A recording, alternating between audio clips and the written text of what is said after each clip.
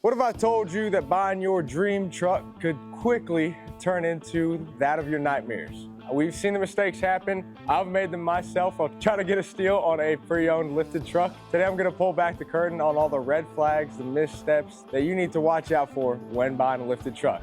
All right, number one, guys, when buying a lifted truck, buy it from a shop that does it consistently. If you buy one from a shop that, has a few here and there, maybe their techs have a little bit of experience, but if they got one lifted truck, two lifted trucks, and then 300 non-lifted trucks, they probably don't have that much experience with lifted trucks.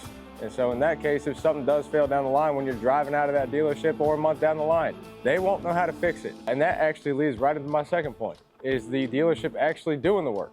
It's even worse than not having that much experience. Maybe in some cases with little experience, you can still fix every now and again issues.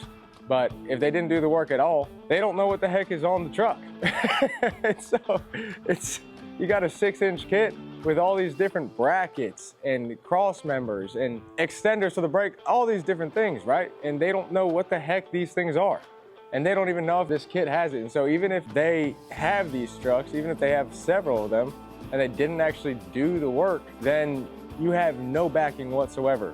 When that truck comes back or has an issue, they're gonna have to rely on an outside source that did the work to get information for you. And that can very easily be past the phone, right? Was that what the game was called? It was where you pass the phone down the table and you start with one sentence, and then it goes into something else, goes into something else, goes into something else.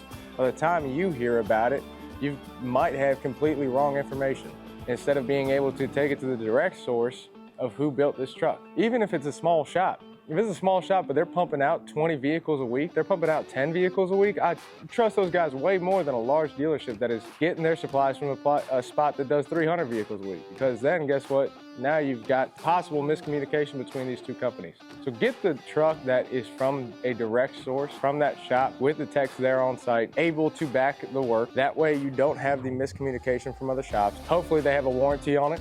Most places that do them quite often should have a warranty to back it. I know we do here. Say, hey, ball joint just failed. Okay, cool, bring it on in. We'll schedule you maybe a week out, give you a free loaner, whatever it is, you have something to ride around in. That'd be nice, at least. In this video, I'm not trying to hype up our shop, but we do give complimentary loaners out. This is more informational, and just get it fixed, right? Because they just did the work. You don't want to have somebody hassle you for 2 months while you are unable to drive the vehicle. So go to a shop that did it. If they are a reliable source and you know that they did the work, they should be able to go ahead and comp that work for you, giving you the more security that you need when buying a vehicle, even though it's modified.